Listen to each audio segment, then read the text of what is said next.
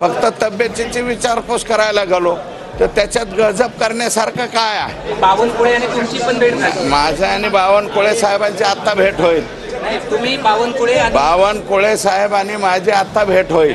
बावनकुळे साहेब असं म्हणाले, हे साफ चुकीचं आहे. बावनकुळे साहेब असं म्हणाले की माजी धनंजय मुंडे आणि धस यांची 4.5 तास हे तुम्ही त्यांनाच बोला, मला विचारू नका. कॉम्प्रोमाइज करायला सांगितलंय. कोणी कॉम्प्रोमाइज करायला सांगितलं? सुरेश धस साहेबांना मतभेद आहे. त्यांना म्हटलं मतभेद जर चुकीचे असेल तर निपटवा. मतभेद जर तुमचे वाटतं की तुमची ग्रॅव्हिटी आहे तुम्ही त्या ठिकाणी पुढे जा.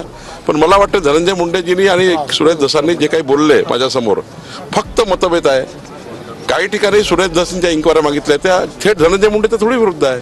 त्यावेळी काही चुकीचं झालं असेल अधिकाऱ्याकडनं किंवा एखाद्या ठिकाणी चूक घडली असेल त्यावर सुरेश धस इन्क्वायरी मागताय. थेट इन्क्वायरी धनंजय मुंडेची थोडी होणार आहे. धनंजय मुंडे यांचं ऑपरेशन झालेलं आहे. त्या दिवशी रात्री त्यांना दवाखान्यात ॲडमिट केलं. दुसऱ्या दिवशी झाकून लपवून नाही, दिवसा म्हणजे मी त्यांच्या स्वतःच्या निवासस्थानी भेटायला गेलेलो आहे. त्यांच्या निवासस्थानी भेटलं. तब्येतीची विचारपूस करायला, तब्येतीची विचारपूस आणि लढा हे दोन वेगवेगळे प्रकार आहेत. लढ्यामध्ये आम्ही त्यांच्या विरोधातच राहणार. फक्त तब्येतीची विचारपूस करायला गेलो तर त्याच्यात गजब करण्यासारखं काय आहे? माझा आणि बावनकुळे साहेबांची आता भेट होईल. बावनकुळे साहेब आणि माझी आता भेट होईल. बावनकुळे साहेब असं म्हणाले, हे साफ चुकीचं आहे. बावनकुळे साहेब असं म्हणाले की माजी धनंजय मुंडे आणि धस यांची 4.5 तास. हे तुम्ही त्यांनाच बोला, मला विचारू नका. मी जे परवा त्यांना भेटायला गेलेलो आहे ते धनंजय मुंडे यांच्या तब्येतीची चौकशी करायला गेलेलो आहे. आणि तब्येतीची चौकशी करणं याच्यात गैर नाही. संतोष देशमुखचा लढा आणि तब्येतीची चौकशी याच्यामध्ये कसल्याही प्रकारचं काही संबंध नाही. कृपया जोडू नये. कोणाची मध्यस्थी नाही, काय नाही. रात्रीच्याला दवाखान्यात नेलं होतं. का दवाखान्यात नेलं? भरणे मामांनी यांनी दवाखान्यात नेलं होतं अशा प्रकारची मला माहिती मिळाली. म्हणून मी त्यांच्या निवासस्थानी जाऊन त्यांना भेटून आलो. परंतु नंतर पुढे काय चर्चा झाली?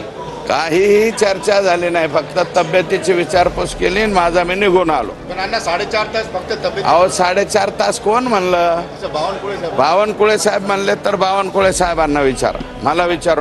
गेल्या 2 महिन्यापासून मसाजोगचे सरपंच संतोष देशमुख यांच्या हत्येमुळे अडचणीत आलेले धनंजय मुंडे आणि त्यांना अडचणीत आणणारे सत्ता पक्षाचेच आमदार सुरेश धस यांच्या समेट झालीची चर्चा सुरू झाली आहे. या दोघांची गुप्तपणे भेट घडून आणण्यात आल्याचा दावा करण्यात आला आहे. ही भेट खुद्द भाजपचे प्रदेशाध्यक्ष चंद्रशेखर बावनकुळे यांनीच घडून आणल्याने सांगितले जात आहे. संतोष देशमुख हत्या प्रकरणात मुंडेचा निकटवर्तीय वाल्मिक कराड हा तुरुंगात आहे. याचा आकार हे मुंडे असल्याचे आरोप धस यांनी केले होते. तसेच मुंडे यांच्या विरोधात सातत्याने धस यांनी आवाज उठवला होता.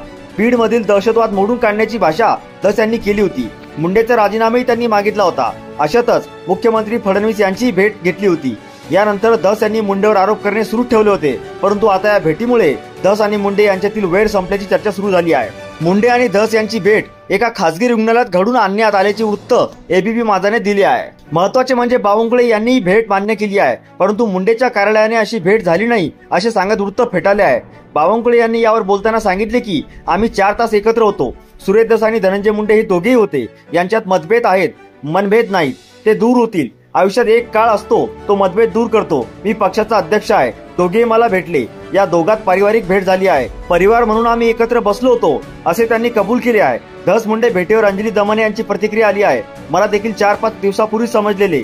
बावनकुळेंनी मध्यस्थी केल्याचा मला सांगितले गेले होते. अशी भेट झाली तर ती खूप दुर्दैवी आहे. धस आता मुंडे विरोधात लढतील की नाही काही खरे नाही. मला फार विचित्र वाटत आहे. ते आकाचा आका हे असे बोलत होते, परंतु जे समोर येत आहे ते फार कठीण आहे, चुकीचे आहे असे दमाने म्हणाले आहेत.